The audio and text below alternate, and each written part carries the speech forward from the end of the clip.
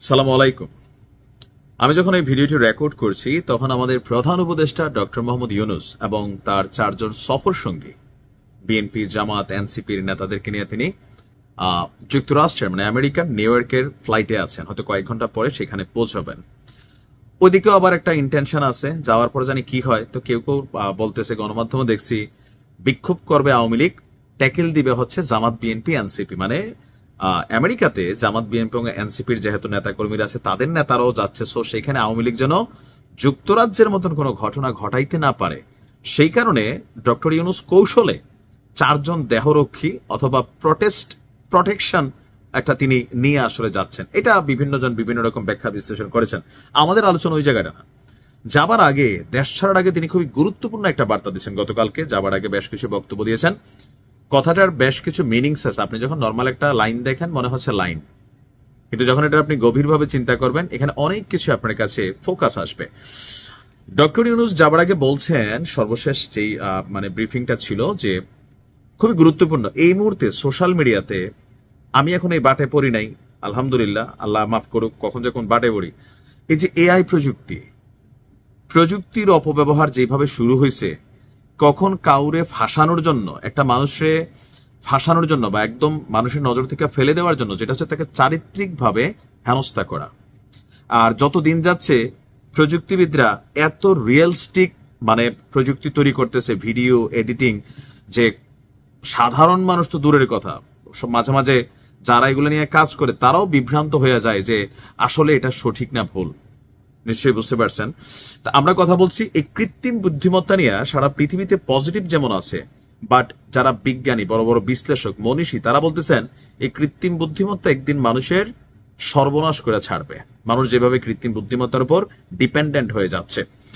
তো ডক্টর ইউনূস যাওয়ার আগে এই কথাটাই বললেন যে কৃত্রিম বুদ্ধিমত্তা ব্যবহার করে ভুয়া খবর, বিভ্রান্তিকর তথ্য এবং ঘৃণামূলক বক্তব্য প্রচার এখন বৈশ্বিক উদ্যোগের কারণ হয়ে দাঁড়িয়েছে। শুধু বাংলাদেশ না, কিন্তু প্রত্যেক দেশেই আপনার আছে, মানে সরকারকে নিয়ে, রাজনৈতিক ব্যক্তিদেরকে নিয়ে অথবা মিডিয়া পার্সনদেরকে নিয়ে বিভিন্ন ধরনের অশ্লীল, নোংরা, মন গড়া, বানোয়াট, অথবা ধরেন হঠাৎ করে এরকম হয়ে গেল যে আমরা ভিডিওতে দেখলাম ডক্টর ইউনূস বলে যে আমি কালকে পদত্যাগ করতেছি, এনসিপি মাঠে নামো, অমুক নামো, পাবলিক বাংলাদেশের একাংশ নাইমা যাবে। এটা একটা উদাহরণ দেই, খেয়াল করাই দিই। নোয়াখালীতে এমন ঘটনা ঘটছিল না যে শেখ হাসিনার একটা ডিপফেক ভিডিও সামনে আসছে যে তোমরা মাঠে নামো, আমি কালকে ঢুকতেছি। এই ভিডিও দেখা নোয়াখালীতে 25-30 জন যুবলীগ, ছাত্রলীগের কর্মীরা গিয়ে বাজারে একদম মানে কি বলা হয় যে টহল মহল দিয়া ফেলছিল। পরে পাবলিক ধরে মাইট দিছে, পরে বুঝছে ভিডিওটা ভুয়া। এটার ইফেক্ট বুঝছেন তো? এটা কিন্তু হচ্ছে। হয়তো আমরা যারা একটু চালাক, আমাদের যতটুকু ব্রেইন খাটে ততটুকুতে বুঝি, আবার আমাদের উপরে যারা আছে তাদেরগুলো তো আমরা বুঝি না। তো এই জিনিসটা তিনি বলছেন যে এই ধরনের বিদ্বেষমূলক বিকৃতি যেন মানুষের পারস্পরিক আস্থা বিনষ্ট না করে এবং সামাজিক সম্প্রীতির ভিত্তিকে ক্ষয় না করে, সেজন্য সবার একযোগে কাজ করতে হবে। আন্তর্জাতিক শান্তি দিবস উপলক্ষে, যেহেতু তিনি শান্তিতে নোবেল পাইছেন, তো তিনি একটা বিশেষ বাণী দিয়েছেন, যেখানে বলছেন যে জাতিসংঘের সনদ, আন্তর্জাতিক মানবাধিকার নীতিমালা, এখানে অনেক কিছু তিনি সামনে নিয়ে আসছেন, ইভেন বিশ্বব্যাপী যে অশান্তি চলতেছে সেটা। বাট আমার আলোচনা হচ্ছে উনি যে প্রযুক্তি নিয়ে কথাটা বলছেন, ডিপফেক ভিডিও এই মুহূর্তে আসলেই কিন্তু একটা মারাত্মক আকার ধারণ করছে। মারাত্মক। এক সময় ছিল গলা কাটা ছবি দিয়া একজনের বিয়ে ভেঙে দেওয়া যেত। ধরেন 90 দশকে বা 2000 দশকে কোনো মেয়ের বিয়ে হবে তো ফটো স্টুডিওতে যাইয়া ওই ছেলের গলার মধ্যে কাটটা আর একটা গলা দিয়া, এই যে দেখেন আপনার মেয়ে, একটা মেয়ের সাথে আপনি ছবি তুললে মেয়ের গলাটা কাইটা, ওই মেয়ের, যাই মেয়ের পছন্দ করেন, আপনার কাছে বিয়ে হচ্ছে না, প্রেম করতেছে না, তার একটা ছবি নিয়ে তার গার্জিয়ানের কাছে দিচ্ছেন। মাইয়ার তো পিড়াইতে পিড়াইতে বেহোশ, মাইয়া ফাও ধরে গলা কাটটা, মানে বিশ্বাস না।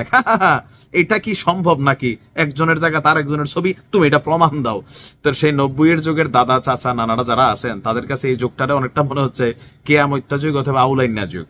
তবে আমরা এখনো যা সহজে বুঝতে পারি, আগামী 10-20 বছর পরে যে প্রযুক্তি আসতে যাচ্ছে এটা আরো ভয়ঙ্কর, আরো ভয়ঙ্কর। এ নিয়ে আপনার কি বলে, স্টিফেন হকিং নাম শুনছেন তো? একটু পড়ালেখা করতে হবে মাঝে মাঝে।